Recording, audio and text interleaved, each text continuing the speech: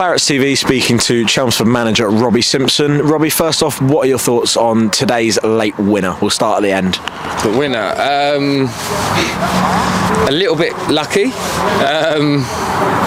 But when you play a ball like that, it was a slippy pitch. You know, it was rock hard, but obviously when that bit on top kind of thaws out a little bit, it made it very, very slippy. You know, it was probably too firm to wear studs, but then the top dressing of the pitch warranted wearing studs, so it was difficult for the players. And you probably saw that with players' long clearances or long balls, that the standing foot, if you tried to put too much power into it, your standing foot would just slip, and you struggled with those long balls. And the same was when you had to adjust to maybe a ball going where you don't expect it to, and I think their defenders tried to adjust and slipped himself, and Kale's obviously gone through. I don't think Kale's seen the keeper come out, because we were screaming lob him, but he didn't see him. He had a touch.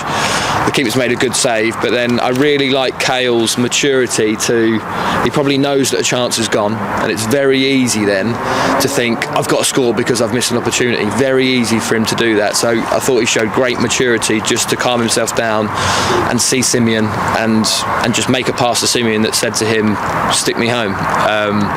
And again, Simeon showed his experience and quality, and I'm really pleased for him, because he's been low on confidence, obviously. I think everybody probably would know that. So for him to show the quality and control that he did on the finish, I'm so pleased for him. Yeah, I mean, you kind of said that there was a lot of kind of maturity and a lot of class in not just the finish, but the build up to it. And you say how much that really means to Simeon. But I think if we kind of expand it a little bit further than that, we could really see how much it meant to the whole squad and yourselves on the touchline. It was a late goal. There's no denying that it was late on in the game, but how much kind of had the build up before that, and the odd couple of chances that we did have, because we had those chances there in the second half, how much was it kind of all leading towards that last little bit? And obviously your changes impacted that as well, a change of shape, a change of personnel. Yeah, this win meant a lot. Obviously coming off the back of a defeat on Tuesday, and obviously a draw at York, but a defeat at York, and then our previous league game we lost as well. It was really important we won today, and we played really well at York, more than matched them, were the better team, didn't come away with anything to show for it. I thought we were more than the match for Ebbsfleet on Tuesday. Great performance, nothing to show for it. So we spoke about that on Thursday, said yes, we want the performance, but we don't care really, it's about the points. And I'll be brutally honest, I was disgusted with us first half, absolutely disgusted with us. I'll take some of the blame, because maybe I didn't factor in how much Tuesday would have taken out of us and how much the journey here would have taken out of us. And when we want to play the way we do from the start, how we wanted to play from the start today, it needs to be 100%. You need to be 100% energy, focus, and we weren't. And yes, I blame the players for that. They have to reach those levels, but also I blame myself for not just factoring in the situation really from Tuesday and the long journey here. So we were awful in that first half, and when you're not at 100%, you can get exposed. You give them too much space, and we gave their two wide men too much space in that first half. We were second to every second ball. When we did get first to a second ball, we didn't keep it. It was a truly disgusting performance from us in that first half, and that is brutally honest. And we were very fortunate to go in 1-0. Very fortunate.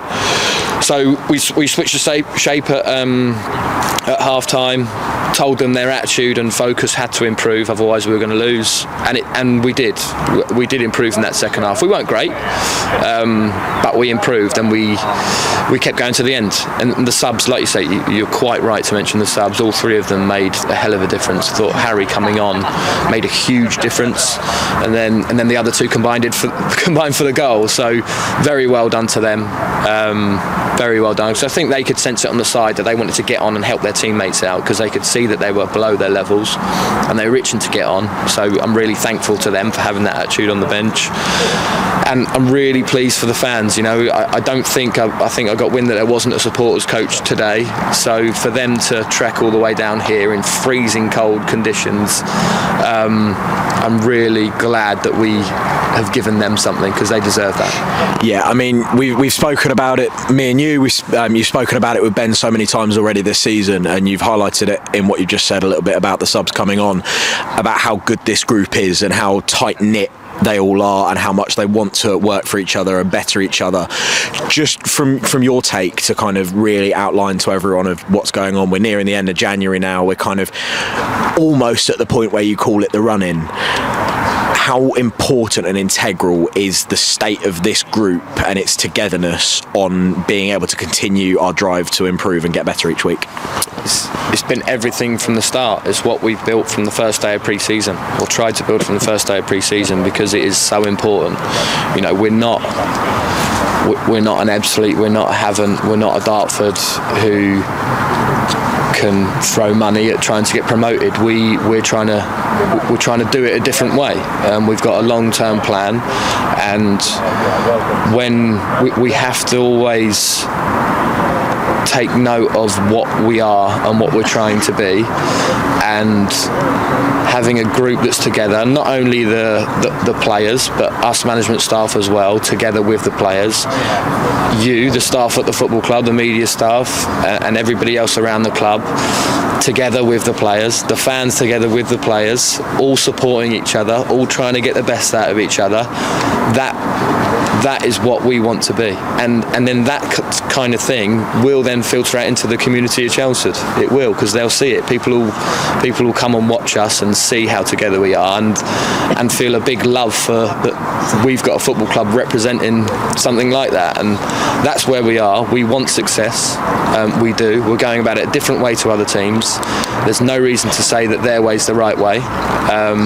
We hope that our way can achieve it. It's like I say, it's long term, but the sooner we can achieve it, the more happy everybody is. So we're going to continue to try our hearts out, stick together, go right to the very end like we did today, and who knows where it will take us. I mean, I think you kind of have touched on everything to do with the fans already. We've seen a lot of them turning up in Hawaiian shirts and fezzes today. A little bit of, from what I've learned today, is a bit of a fan tradition, not something to my knowledge before. But I think just that kind of the grit and togetherness. I mean, we can talk about fans every single week. How important has it been so far, and how important will it continue to be, especially starting on Monday, for the fans to continue to get behind you and the lads each week? It's been amazing and important. Like I just said there, it's so important. The players on the pitch need you. Yes, everybody understands that we as players on the pitch have to give the fans something to grab onto.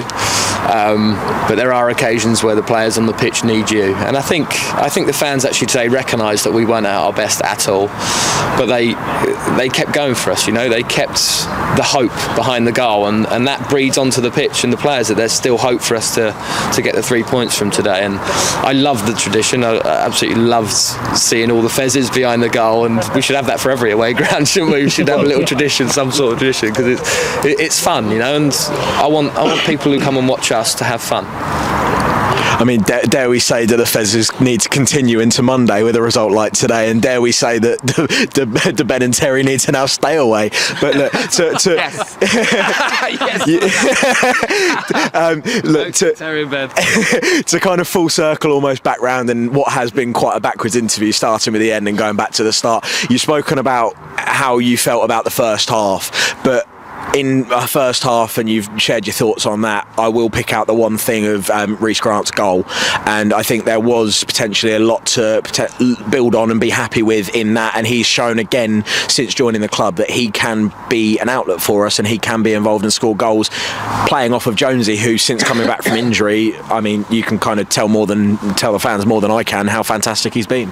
Yeah, well, we felt like two up top would hurt them today, and those two up top did actually do reasonably well in the first half, but the goal came from our probably one and only moment of the first half where we fought with gritted teeth to win the ball back, and it was just in front of the dugout here. There was 3 or 4 of our players hounding their players that had the ball, and we won it back, and we were able to win it back. And then I thought Dave was outstanding all game actually, but his header was exactly what we know and understand from Dave. But then up top, those two, I saw what I thought I'd see a lot more often. You know, Jonesy's header was through to Reece was a really good controlled header, and Reece has finished it ever so well. He took that composure just to have that extra touch to steady himself to make sure he got the finish the way he wanted to. But when you play with 2 up top like that, to hurt them, we have to be on our front foot behind and like I say, at 100% behind. Otherwise you will leave yourself exposed and open, and we did that far too much in the first half. And then from going, it's tough to know what to do at half time because you want to bring their levels up, but at the same time I think our level was so low to get up to where we needed it to be was too big of a gap, which is the reason why we had to change shape and be more solid and just hope for that one moment that we could score and take the 3 points. I mean, to kind of almost go with the last point, shall we go, that defensive solidity has been kind of something we've looked at and we've really worked towards all season. We've shown throughout the year so far that we don't really tend to concede too many goals, and you've highlighted that Dave has had a fantastic game today. I thought Eddie Beach again made a couple of good saves. Eddie is the reason why we've won the game, really, because that first half we could have easily been 4-0 down, to be honest with you, or 4-1. He's the reason. You know, he's made 3 outstanding saves, like out of this world saves, really, and we needed him because we were overexposed. As much as we defended well, we were overexposed, and they created chances, and some people say, yeah, he's done his job, but he did it fantastically well for us, and that he is the reason why we won the game. Like when we need to call upon him, he's there for us, and we need a clean sheet. We haven't had one for a little while, and the lads are gutted with it because they've set their standards in the first half of the season, keeping so many clean sheets, a ridiculous number of clean sheets, to be honest with you. So we need to get back to keeping clean sheets because, like you say, that is in our DNA, that we are tough to score against. Well, on to Monday now, kind of looking at a very tough-looking test against Scotty Davis's Slough. Obviously, they run out winners today. They've got that little bit of momentum kind of going with them. We've now got our momentum coming with us from today. It will be tough. Obviously, a little bit of rest and recuperation between now and then, but very, very little in just over 36 hours or something. We're pretty much gearing up to be playing again. It's going to be a tough game, but is there kind of any sort of thing from your side of bits that you want to kind of be looking to achieve between now and then? 3 points. No, a couple had to miss out today. You know, Cameron took a nasty knock in the first half at Ebbsfleet. His foot's swollen and bruised, but he said, look, I want to be on the bench because if you need me, I want to be there for you. So I love that from him. And Jamie obviously came off at half time with an injury there, more muscular injury, so he couldn't be on the bench because if we want to bring him on, he has to try and make an impact, and he couldn't be explosive if he came on. But we're hopeful for both of them to be okay for Monday. And there's a few lads with niggles that play today that obviously have probably irritated those further, and that's the trouble with Monday games. You don't get that long to recover in between, but we will be ready to give it everything we can to get 3 points. Yeah, the long old fixture schedule continues, but really well done today, Simo. A hard fought, gritty win, but congratulations and see you on Monday. Cheers, Jeff. Thank you.